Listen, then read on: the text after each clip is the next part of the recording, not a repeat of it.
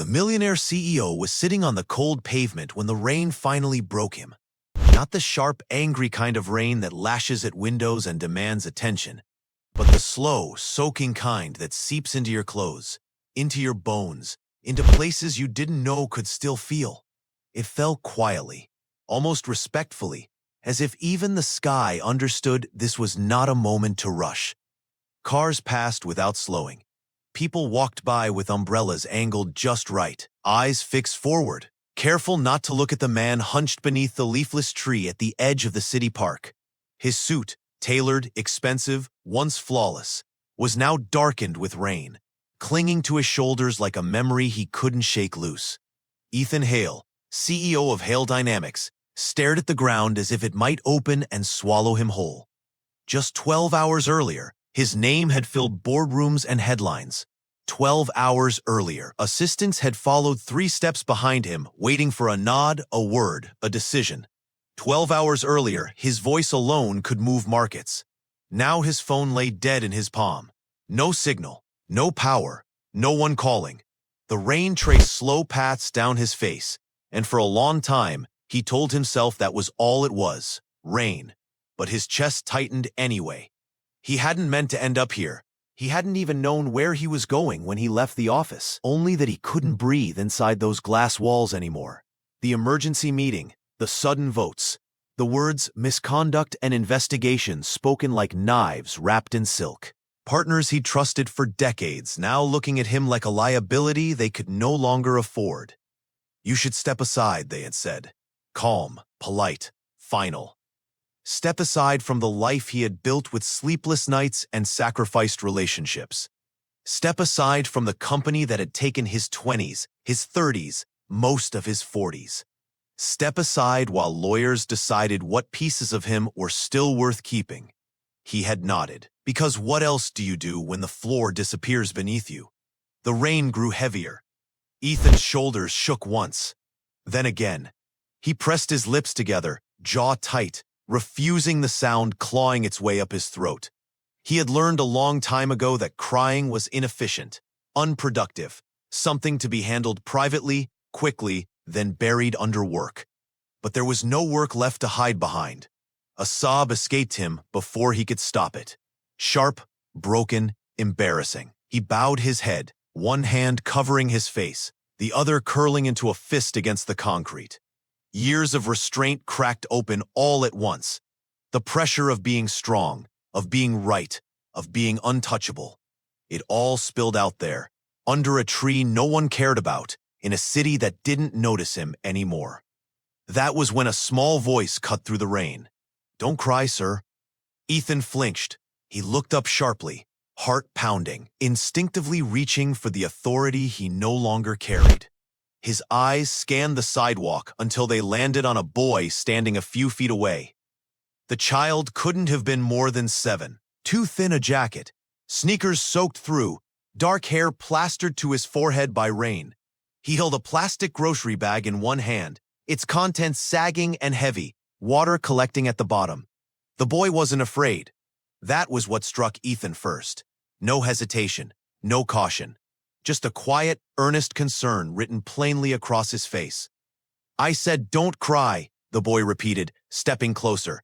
"My mom can help you." Ethan stared at him, stunned into silence. Help. The word felt absurd, almost offensive. Help was something Ethan had provided to others, grants, donations, rescue deals that kept failing companies alive just long enough to sell them. He didn't need help. He fixed things.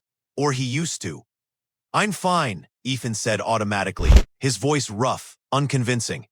"You should go home. It's raining." The boy shook his head. "My mom says when someone's crying, they're not fine," he replied. Simple. Certain. She says that's when you're supposed to stop. Ethan almost laughed. Almost. Instead, another tear slipped free.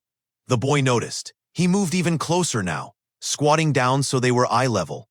Rain beaded on his eyelashes. He smelled faintly of soap and something warm. Bread, maybe. "What happened to you?" the boy asked. Ethan opened his mouth. Nothing came out. What do you say to a child when your entire identity has collapsed? How do you explain betrayal, reputation, decades of ambition unraveling in a single meeting. I lost my job, Ethan finally said. It felt small. Incomplete. But it was all he could manage. The boy considered this carefully, as if weighing the seriousness of the problem. My mom lost her job once, he said. She cried too. Ethan blinked. She did? Uh-huh. We ate rice for a long time, but then she found a new one. He paused. She says bad days don't mean bad lives. Something in Ethan's chest shifted, a dangerous, fragile thing. That's very wise, Ethan murmured. The boy shrugged, uncomfortable with praise. She says lots of things. They sat there together, rain falling steadily, the world rushing past, as if nothing remarkable was happening at all. What's your name? Ethan asked. Lucas, the boy said proudly. What's yours? Ethan hesitated. For the first time in years, his name felt heavy. Ethan, he said at last. Lucas nodded, as if committing it to memory. Then he stood, tugging at the wet sleeve of his jacket. Come on, he said. Come on where? Ethan asked. To my mom, Lucas replied. I told you, she can help. Ethan shook his head gently. That's very kind, but I don't think… My mom makes soup, Lucas interrupted, when people are sad. The word soup landed somewhere unexpected. Warmth, home, care given without condition. I don't want to be a problem, Ethan said quietly. Lucas frowned. You're not a problem, you're just wet. Ethan let out a breath that might have been a laugh, might have been a sob. Before he could protest again, Lucas grabbed his hand. The contact was small but firm, certain. Ethan looked down at their joined hands. His was large, pale, trembling slightly. The boy's was warm despite the rain. He hadn't been touched like this, without expectation, without calculation, in longer than he could remember. Just for a minute, Lucas said. Okay? Ethan swallowed. Okay, he said. They walked, not far, just across the park, down a narrow side street where the buildings leaned close together, like they were sharing secrets. The rain softened as they went, becoming a gentle hiss against the pavement. A small apartment building waited at the end of the block. Old brick, flickering hallway light. Nothing remarkable. Lucas led Ethan inside, up 2 flights of stairs that smelled faintly of cooking oil and laundry detergent. Mom, Lucas called as he pushed open the door. I found someone. A woman appeared from the kitchen. She froze when she saw them. Not because of Ethan's soaked suit. Not because of his hollow eyes or the way he seemed to fold in on himself like a man made suddenly too small for his body. She froze because she saw his pain. Lucas, she said gently, what did I tell you about bringing strangers home? He's crying, Lucas replied simply. You said that means help. The woman's gaze softened. She studied Ethan for a long moment, then stepped aside. Come in, she said. Her voice was calm, steady, like a door opening where there had been none. Ethan hesitated on the threshold, water dripping onto the floor. I'm sorry, he began. I didn't mean to. It's fine, she said. Please, you're soaked. He stepped inside. The apartment was small but warm. The air smelled of onions and herbs. A pot simmered on the stove. A single lamp cast a soft glow across mismatched furniture and framed drawings taped to the walls. Home. Something Ethan had forgotten how to recognize. I'm Maria, the woman said, handing him a towel. Sit. I'll get you something dry. I can't stay long, Ethan said reflexively. She smiled, not unkindly. Nobody ever does. Lucas hovered nearby, watching anxiously as Ethan wiped his face, his hands still shaking. Maria poured soup into a bowl and placed it in front of him. Eat, she said. It wasn't a suggestion. Ethan stared at the steam rising from the bowl. For a moment, he thought he might break again. And as he lifted the spoon, hands unsteady, not knowing that this small kitchen would become the turning point of everything he thought his life had already lost, Ethan Hale took the first bite. Ethan Hale took the first bite. The heat startled him, not because it burned, because it didn't. It was gentle, deliberate, like the soup had been waiting for him to arrive before deciding how warm to be. The broth spread through his mouth slowly, carrying salt and herbs and something deeper he couldn't name. Comfort, maybe, or care. His throat tightened. He hadn't realized how hungry he was. Not just for food, but for the simple act of being offered something without conditions. Lucas watched him closely from the small table across the room, chin resting on his hands, eyes wide with expectation. "Is it good?" the boy asked. Ethan nodded, unable to speak yet. He took another spoonful, slower this time, as if afraid the moment might disappear if he rushed it. Maria moved quietly around the kitchen, turning off the stove, wiping her hands on a towel. She didn't hover, didn't interrogate. She let the silence breathe. "That's lentil," she said eventually. "It's cheap, but it fills you." "It's perfect," Ethan replied. His voice sounded strange to his own ears, softer, less guarded. He ate until the shaking in his hands eased. When he finally set the spoon down, the bowl was empty. He hadn't noticed finishing it. Maria sat across from him then, folding her hands together, studying him the way someone does when they're deciding how close to step. "You don't look like someone who cries easily," she said. Ethan exhaled. "I didn't think I did either." Lucas swung his legs beneath the chair. "He cried a lot," he informed her. Under the tree, Maria glanced at her son, then back to Ethan. Something heavy happened. "Yes," Ethan said. She waited. He realized, slowly, that she was giving him space to choose, to speak or not, to be seen or not. "I lost my company today," he said finally. Maria's eyebrows lifted slightly, not in shock, in understanding. "Your job," she said. "My life," Ethan corrected quietly. Lucas frowned. "How do you lose a company?" Ethan searched for an answer simple enough for a child, honest enough for himself. "You build something," he said, "and you believe it belongs to you. Then one day, you find out it doesn't." Lucas considered this. "That sounds mean." "It can be," Ethan replied. Maria leaned back in her chair. "People don't fall apart because of work," she said. "They fall apart because of what work costs them." The words landed closer than Ethan expected. He had missed birthdays, funerals, friendships that withered from neglect. He had told himself it was necessary, temporary, worth it. "For years," Ethan said, staring at the table, "I told myself I was doing everything for the future. Turns out I spent the future paying for the past." The room went quiet. Rain tapped against the window softly now, less insistent than before. "You can stay until it stops," Maria said. "At least." Ethan nodded, grateful for the offer, unsure what to do with it. Lucas climbed down from his chair and disappeared into his room, returning moments later with a crumpled piece of paper and a box of crayons. "I'm drawing," he announced, spreading them out on the floor. "You can watch if you want." Ethan smiled faintly. "I'd like that." As Lucas worked, tongue poking out in concentration, Ethan leaned back and let himself breathe.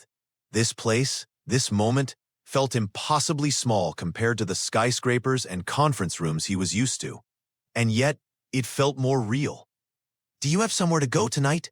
Maria asked gently. Ethan hesitated. A penthouse apartment waited across the city. Empty, silent, staff already dismissed for the evening.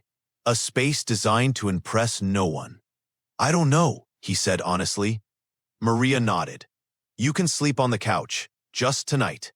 The offer was simple, unadorned. Ethan felt something in his chest loosen again. "Thank you," he said. That night, he lay awake staring at the ceiling, the sounds of the apartment settling around him, pipes ticking, a distant siren, Lucas breathing softly from the next room. He hadn't slept on a couch since college. The thought almost made him laugh. Sleep came slowly, but when it did, it carried him deeper than he expected. Morning arrived without ceremony. No alarm, no buzzing phone, just light filtering through thin curtains, painting soft shapes on the wall. Ethan sat up, disoriented, then remembered. The kitchen smelled of toast. Maria stood by the counter, hair pulled back, a mug warming her hands. "Good morning," she said. "Good morning," Ethan replied. Lucas emerged moments later, already dressed, backpack slung over one shoulder. "I have school," he announced. "Mom says you can walk us." Ethan blinked. "Us?" She smiled. "I walk him every morning. You can join if you like." Ethan nodded, pulling on the same suit, now wrinkled and still faintly damp. They stepped outside into clean, post-rain air. The city felt different at this hour, quieter, human. As they walked, Lucas talked about his teacher, his favorite dinosaur, a math test he was pretty sure he failed. Ethan listened. Not like he listened in meetings, waiting for a pause to speak, but really listened. At the school gate, Lucas stopped suddenly and turned to Ethan. "Are you still sad?" he asked. Ethan thought about it. "Yes," he said, "but not as much." Lucas nodded, satisfied. "Okay, then my mom helped." He ran off, disappearing into the crowd of children. Maria watched him go, then turned to Ethan. "He doesn't always bring people home," she said. "Just so you know." "I'm honored," Ethan replied. They stood there for a moment, unsure how to end something that had no clear shape. "I should go," Ethan said finally. Maria nodded. "Take care of yourself." He hesitated. "Could I come back, just to say thank you properly?" She considered him, then smiled. "You know where we live." Ethan walked away feeling lighter than he had in months. But as the day wore on, reality crept back in. Messages flooded his phone once it was charged. Lawyers, journalists, former colleagues. By evening, the weight returned. Almost without thinking, he found himself back on Maria's street. She opened the door before he knocked. "You look tired," she said. "So do you," he replied. She laughed softly and stepped aside. Days blurred into each other. Ethan returned again and again, sometimes with groceries, sometimes with nothing but exhaustion. He helped Lucas with homework, fixed a leaky sink, listened. He didn't talk much about his old life. He didn't need to.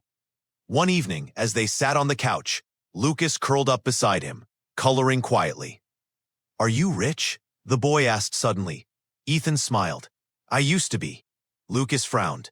"What happened?" "I learned that money can't sit with you when you're sad." Lucas nodded, then leaned his head against Ethan's arm.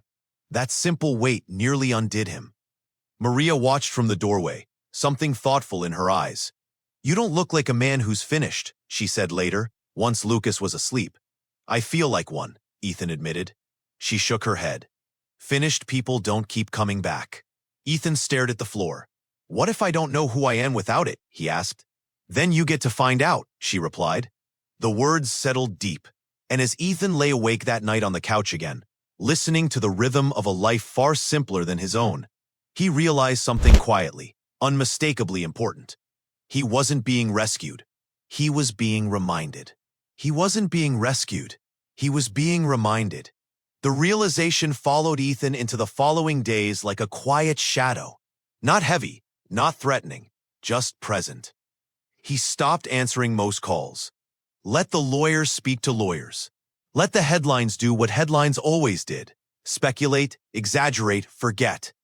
For the first time in his adult life, he allowed something unresolved to remain unresolved. Instead, he kept coming back to the small apartment at the end of the narrow street.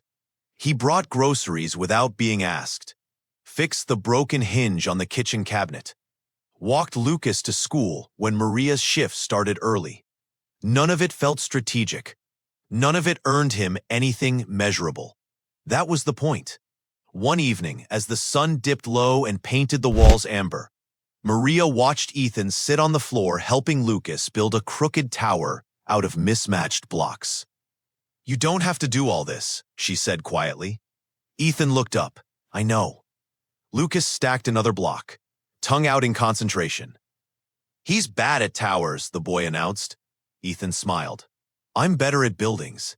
"Big ones?" Lucas asked. "Very big ones," Ethan replied. Lucas's eyes widened. "Like schools?" Ethan hesitated. "No." "Like hospitals?" "No." Lucas frowned. "Why not?" The question landed with unexpected force. Why not? Ethan didn't answer right away. That night, long after Lucas had fallen asleep, Maria and Ethan sat at the small table, mugs of tea between them. "You're different here," Maria said. "Quieter." "I'm tired of being loud," Ethan replied. She studied him. "What will you do when everything catches up?" Ethan stared into his cup. "I don't know." She nodded. "That's honest." Silence settled between them. Not awkward, not strained, just real. "I used to think my worth was measured by scale," Ethan said eventually. "How many people worked for me? How many zeros followed my decisions? And now?" Maria asked. "And now I'm proud when Lucas finishes his homework." Ethan said softly. Maria smiled. "That's not small." A week later, Ethan accompanied Maria to her workplace for the first time. A community center on the edge of the city. Underfunded, overused, alive with noise and motion and need. Maria worked there part-time, organizing meals, tutoring programs, holiday drives. Lucas ran ahead, greeted by children who knew his name. Ethan stood awkwardly near the door, hands in his pockets, unsure where to place himself. A volunteer coordinator approached Maria. "We're short again," she said, frustration edging her voice. "Winter drive's coming up and the list keeps growing." Ethan listened. He didn't interrupt, but something stirred. Later, as they walked home, Ethan spoke carefully. "How much would it cost to cover the drive?" Maria stopped, looked at him. "Ethan, I'm not trying to fix anything," he said quickly. "I just want to help." She held his gaze. "Helping isn't the same as taking over." "I know," he said, and he meant it. That night, Ethan lay awake on the couch, staring at the ceiling, thinking about the buildings he'd raised and the ones he never had. The next morning, he made a call, not to his lawyers, to his former assistant. "Cancel the acquisition fund," he said. "All of it." A pause. Confusion. "Ethan, that's—" "Do it," he said calmly. "Redirect what's left." "Redirect where?" Ethan closed his eyes. "I'll tell you." Over the following weeks, the city shifted into winter. Decorations appeared in shop windows. Strings of lights traced familiar streets. A Christmas tree rose in the park, the same park where Ethan had broken under the rain. Lucas tugged his hand when they passed it. "That's where we met," he said proudly. "Yes," Ethan replied. "It is." The tree stood tall now, lights glowing softly, ornaments catching the fading daylight. Ethan felt something settle inside him. Not closure, purpose. He returned to the community center with a plan. Not grand, not branded, not named after him. Just practical. Warm meals, school supplies, temporary shelter expansion, quiet funding that didn't demand recognition. Maria watched him work, organize, listen. "You're careful," she observed one night. "I've learned what happens when I'm not," he said. As Christmas drew closer, the center buzzed with preparation. Lucas helped tape paper snowflakes to the walls. Children practiced songs off-key and joyful. The air smelled of pine and sugar and something hopeful. On Christmas Eve, the center filled beyond capacity. Families wrapped in borrowed coats, elderly men with tired eyes, mothers holding children too thin for their ages. Ethan stood near the entrance, greeting people, handing out cups of something warm. He didn't wear a suit. No one recognized him. He liked it that way. Near the end of the night, as the room quieted and lights dimmed, Lucas climbed onto the small stage. "I have something to say," he announced. And under the glow of the Christmas lights, with snow beginning to fall, Ethan realized that everything he had lost had led him exactly here. The realization didn't arrive like a celebration. It arrived quietly, like breath returning after a long time underwater. Ethan stood still beneath the tree, letting the cold air fill his lungs. Snowflakes settled on his coat, melting slowly, leaving darkened traces that disappeared almost as soon as they formed. Around him, the city continued. Cars passing, distant laughter, a train horn echoing somewhere far away. But inside him, something had finally stopped running. Lucas tugged on his sleeve. "Can we go home now?" Home. The word didn't feel borrowed anymore. Yes, Ethan said. Let's go. They walked back together, their shadows stretching across the pavement beneath streetlights. Lucas skipped ahead, kicking at small piles of snow, narrating an imaginary adventure only he could see. Maria walked beside Ethan, hands tucked into her coat. "You're quiet," she said. "I'm listening," Ethan replied. "To what?" "To myself," he said after a moment. "For the first time." She smiled, not teasing, not surprised, just present. That night, after Lucas fell asleep, curled around a stuffed bear, missing one eye, Ethan remained at the kitchen table long after Maria had gone to bed. The apartment was quiet, except for the low hum of the refrigerator and the occasional creak of the building settling. He stared at the tabletop, tracing invisible lines with his finger. Tomorrow, the lawyers would call again. The investigation would continue. His name would still exist in places he no longer wished to enter.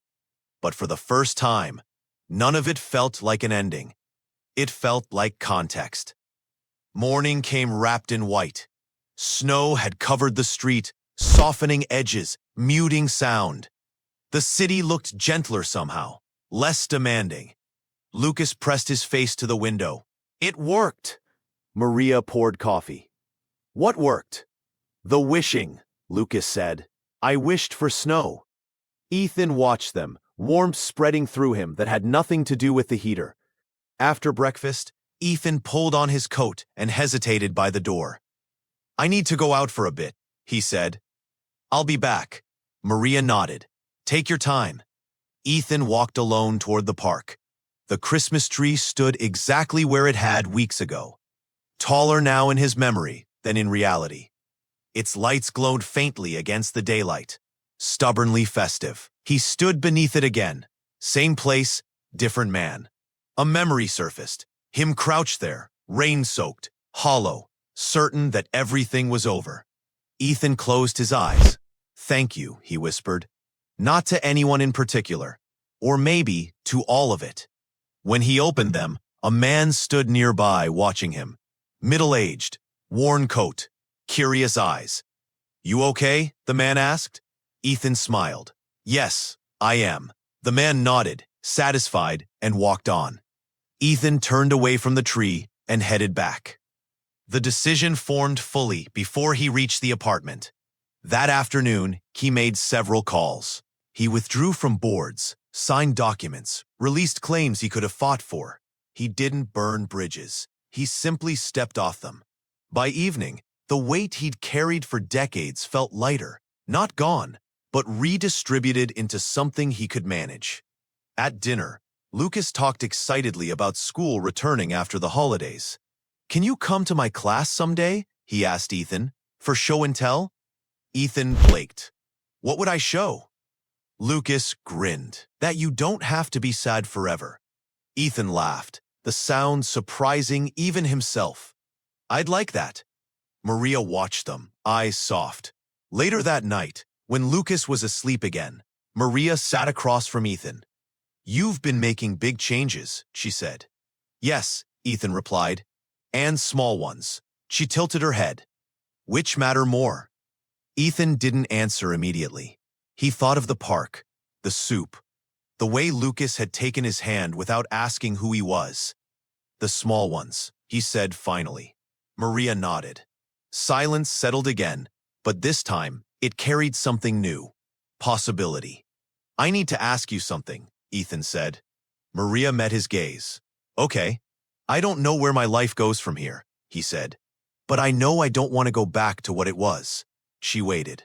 I also know I don't want to disappear, he continued. I want to build something slower, something that doesn't ask people to disappear for it. Her breath caught slightly, just for a moment. And where does that leave us? She asked quietly. Ethan held her gaze. No rehearsed answer, no certainty beyond honesty. It leaves me hoping, he said, that I could stay, not as a guest, not as a rescuer, just as someone who belongs. The room felt very still. Maria exhaled slowly. Belonging takes work, she said. I'm good at work, Ethan replied gently. I just want to do the right kind now. She smiled then. Not a full smile, but a real one. We'll take it one day at a time, she said. That's all I'm asking, he replied. Winter deepened. The holidays passed, not with extravagance, but with meaning. Shared meals, laughter, quiet evenings where nothing remarkable happened, and everything did. Ethan found himself waking early, walking Lucas to school, then heading to the community center. He helped organize programs, found donors who didn't need praise, used his skills quietly, intentionally. People trusted him, not because of who he had been, because of how he showed up. One afternoon, months later, Lucas ran toward him at the school gate, waving a folded piece of paper. I wrote something, he said, breathless. Ethan knelt. Can I hear it? Lucas nodded and read carefully, sounding out each word. Sometimes grown-ups cry because they forget they're allowed to stop, he read. But if you stop with someone else, you remember. Ethan felt tears rise again. This time, he didn't stop them. He hugged Lucas tightly, holding him as the world moved around them. I remembered, Ethan whispered. Spring arrived quietly. The tree in the park bloomed with green leaves. No lights, no ornaments, just alive. One afternoon, Ethan stood beneath it again. Not alone this time. Maria stood beside him. Lucas sat on the grass, building something out of sticks. This is where it started, Ethan said. Maria nodded. Where it changed. Ethan looked at the tree, at the sky above it. I thought losing everything meant becoming nothing, he said. Turns out, it just meant becoming someone else. Maria reached for his hand. Lucas looked up. Are we going home? Ethan smiled. Yes, he said, we are. They walked away together, leaving the tree behind, not because it no longer mattered, but because it had already done its work. And somewhere in the quiet rhythm of ordinary days, the millionaire who once sat crying under a Christmas tree finally understood what the little boy had known all along. Help doesn't always come from power. Sometimes it comes from kindness, and sometimes it only takes one small hand reaching out to change the direction of a life forever. Maria froze. Lucas! It's okay, Ethan said gently. Lucas held a piece of paper, hands shaking slightly. My mom says Christmas is about giving, he began, but I think it's also about finding people. The room went still. I found Ethan when he was crying, Lucas continued, and he found us. Ethan felt his chest tighten. So, thank you, Lucas finished, for staying. Applause rose, soft, genuine. Ethan blinked hard, refusing tears this time. After the crowd thinned and chairs were stacked away, Ethan stood once more beneath the Christmas tree in the park. Lights shimmered overhead. Snow dusted the ground lightly. Maria stood beside him. Lucas played nearby, chasing his breath in the cold air. This was never your responsibility, Maria said quietly. No, Ethan replied, but it's my choice. She studied him. And after this, Ethan looked at the tree, at the place where his life had cracked open. I think, he said slowly, I'm finally building something that won't collapse when I fall. Maria reached for his hand. He didn't pull away. Lucas ran back to them, cheeks flushed, eyes bright. Are you happy now? He asked Ethan. Ethan considered the question. Deeply. Yes, he said. I am. And under the glow of the Christmas lights, with snow beginning to fall, Ethan realized that everything he had lost had led him exactly here.